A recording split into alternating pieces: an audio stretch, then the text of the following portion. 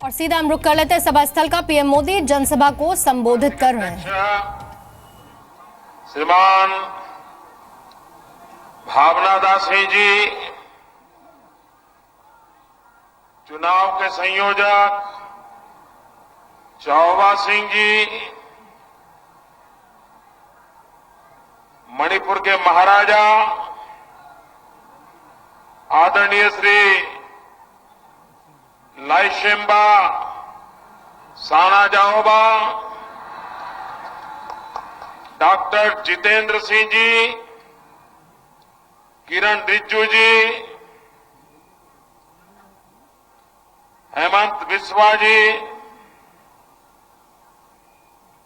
विधायक श्रीमान विश्वजीत सिंह जी, पूर्व मुख्यमंत्री श्रीमान कोईजाम जी, भाजपा के पूर्व अध्यक्ष शांति कुमार शर्मा जी, सुश्री सोसो सहेजा जी, डॉक्टर बोरो बाबू सिंह, श्रीमती शारदा देवी जी, श्रीमान भरत सिंह जी, श्रीमान निम्बो सिंह जी, और दोनों तरफ आज हमारे सभी उम्मीदवार यहां हमारे बीच में है। सभी हमारे उम्मीदवार, जनता जनार्दन उनको आशीर्वाद दें।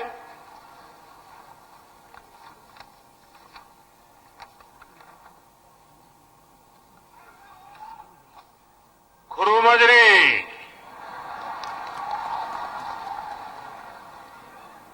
इमा मणिपुर खुरुमजरी,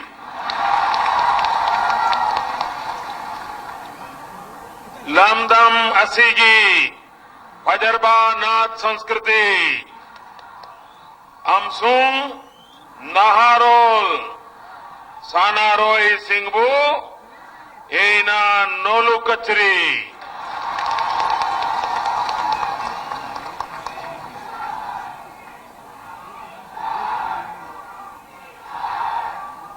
भाइयों बहनों, आज मैं सबसे पहले मणिपुर के लिए एक शिकायत करना चाहता हूं, कंप्लेन करना चाहता हूं। करूं? लेकिन आप बुरा मान जाएंगे तो करूं? कंप्लेन करूं? बुरा नहीं मानेंगे ना? पक्का नहीं मानेंगे? एकदम पक्का। देखिए, 2014 में जब लोकसभा का चुनाव हुआ और मैं प्रधानमंत्री का उम्मीदवार था, और उस समय इसी मैदान में सभा थी, लेकिन उस समय आधा मैदान भी भरा नहीं था। मैं खुद प्रधानमंत्री का उम्मीदवार था, इतनी दूर से आया था, लेकिन आधा मैदान भी नहीं भरा था। और आज चारों तरफ लोग ही लोग नजर आ रहे हैं, भीड़ ही भीड़ नजर आ रही है। भाइयों बहनों, आपने जो प्यार दिखाया है, आशीर्वाद दिखाए दिए हैं, इसके लिए शिकायत नहीं हो सकती है। सिर्फ आपका अभिनंदन ही हो सकता है, आपका धन्यवाद ही हो सकता है। भाइयों बहनों, आज मणिपुर पूरी तरह भारतीय जनता पार्टी के रंग में रंग चुका है, और कुछ ही दिनों में आप अपना नववर्ष भी मनाने वाले हैं। तब तो खुशियों का पार नहीं होगा, ऐसा मेरा पूरा विश्वास है। भाइयों बहनों,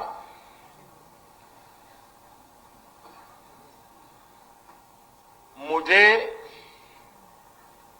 दिल्ली में आपने जिम्मेवारी दी, अभी 2.5 साल हुआ है और यहां मुख्यमंत्री 15 साल से बैठे हैं। कोई काम नजर आता है क्या? कोई काम नजर आता है क्या? मणिपुर का भला किया क्या? विकास के काम किए क्या? नौजवान को रोजगार के लिए कुछ किया क्या? आप मुझे बताइए। मणिपुर जो हमारे पूरब का स्विट्जरलैंड माना जाता है,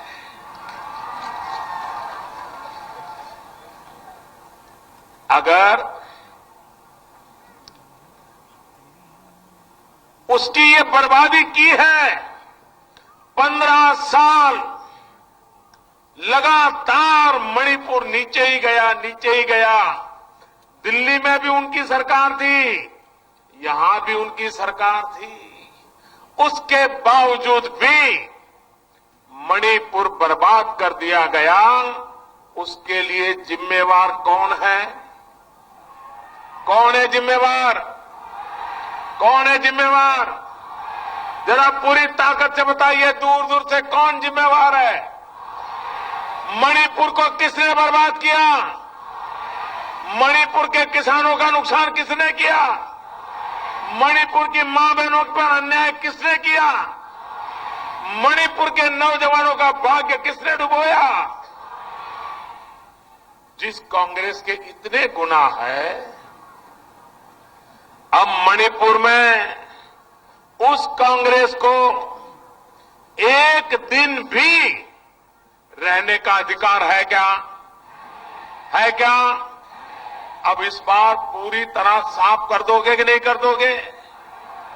भाइयों बहनों, दिल्ली में पहली बार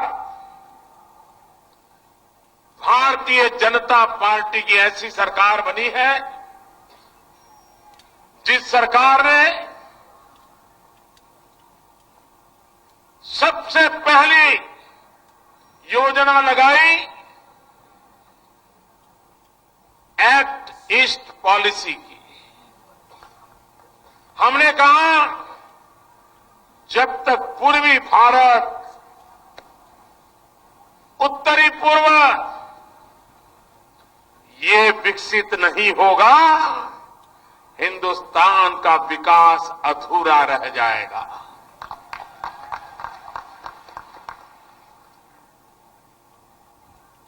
प्राकृतिक संपदा से हरा भरा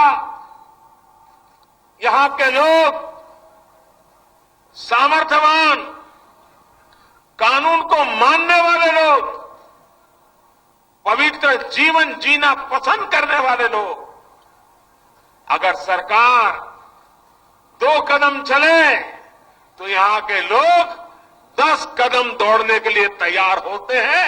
ऐसा हमारा ये राज्य है। लेकिन भाइयों बहनों,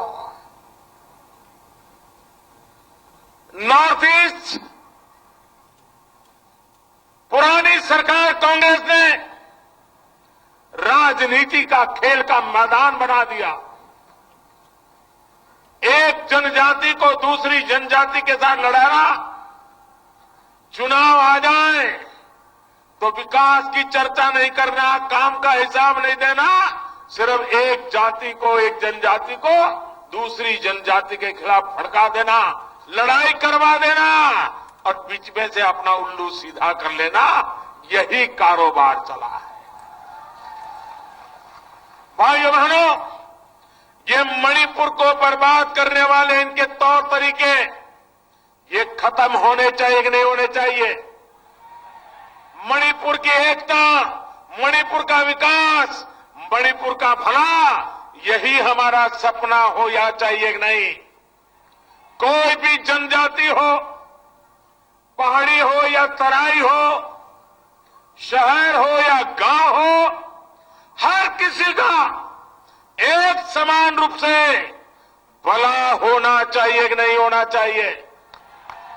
किसी के साथ अन्याय नहीं होना चाहिए ना। मैं आज आपके बीच में ये विश्वास दिलाने आया हूं कि एक बार भारतीय जनता पार्टी को मणिपुर में सेवा करने का अवसर दीजिए।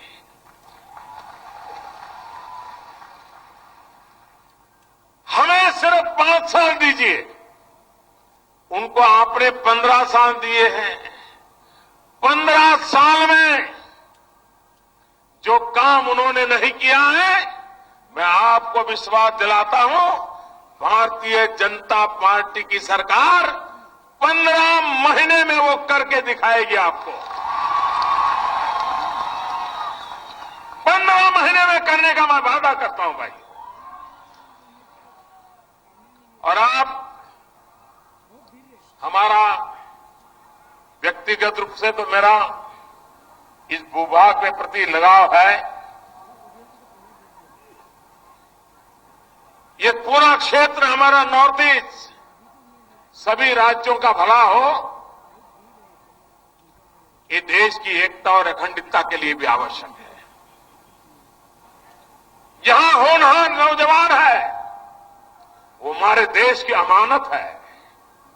इन होनहार नौजवानों का देश के विकास में योगदान बढ़े, इससे देश का भला होने वाला है, देश का लाभ होने वाला है। और इसलिए हम यहां के नौजवानों के लिए विकास की नई ऊंचाइयां पार करना चाहते हैं। आप मुझे बताइए साहब, ये 15 साल यहां कांग्रेस का राज रहा। जब अटल बिहारी वाजपेयी की सरकार थी तो उन्होंने एक बड़ा महत्वपूर्ण काम किया था।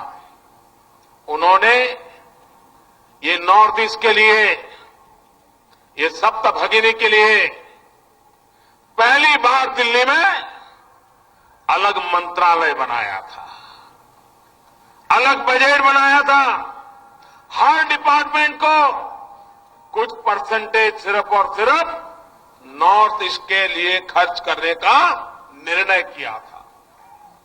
नॉर्थ ईस्ट के राज्यों के कोऑर्डिनेशन के लिए एक उत्तम प्रकार की व्यवस्था बनाई थी।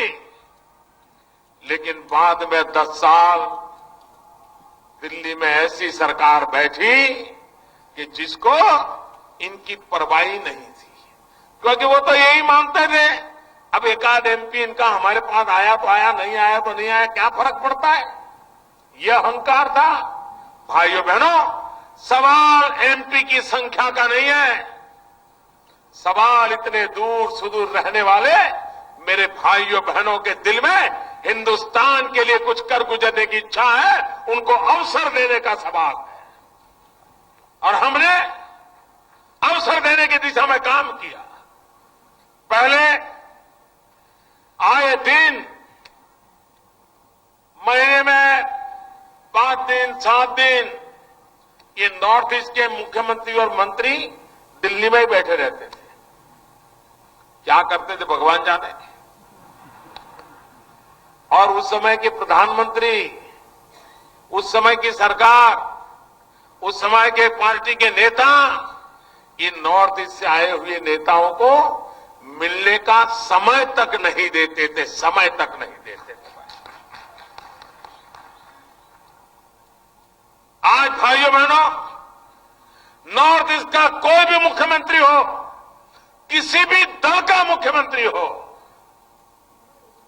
मुझे जब भी मिलने के लिए कहता है, मेरे दरवाजे हमेशा हमेशा के लिए आप लोगों के लिए खुले होते हैं। लेकिन हम वहां अटके नहीं। हमने तो पिछले 2 साल में भारत सरकार के 90 मंत्रियों का दौरा, कोई मंत्री 2 बार आए होंगे, कोई 3 बार आए होंगे, लेकिन केंद्र का कोई न कोई मंत्री 90 बार नॉर्थ ईस्ट राज्यों में खुद आया और सिर्फ स्टेट कैपिटल पर नहीं, जिलों में गया और भारत सरकार की योजनाएं, ठीक से लागू हो रही है कि नहीं हो रही है, कहीं भ्रष्टाचार तो नहीं हो रहा, इन सारी चीजों का सीधा सीधा हिसाब लेने का काम किया है। पहले कोई आता नहीं था, अगर आना पड़ता था तो यहां के लोगों को आता है।